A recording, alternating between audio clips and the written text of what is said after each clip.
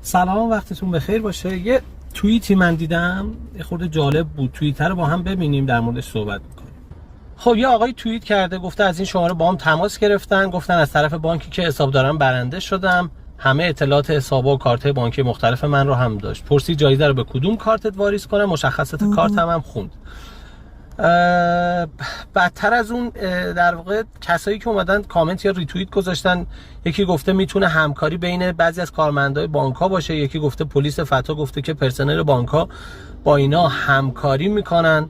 ببینید دوستان، اینجوری نیستش. ببین، اولا که پرسنل بانک‌ها آدمای خیلی شریفی هستن و این صحبت‌ها، این توییت‌ها از روی ناآگاهی هست.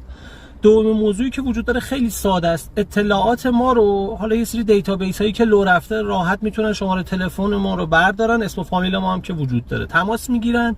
حالا شماره کارت هامون از کجا میارن؟ کافیه که با همون شماره ای که در واقع تماس گرفتن، یعنی شماره‌ای که به اسم ما هست، وارد یکی از درگاه پرداخت بشن.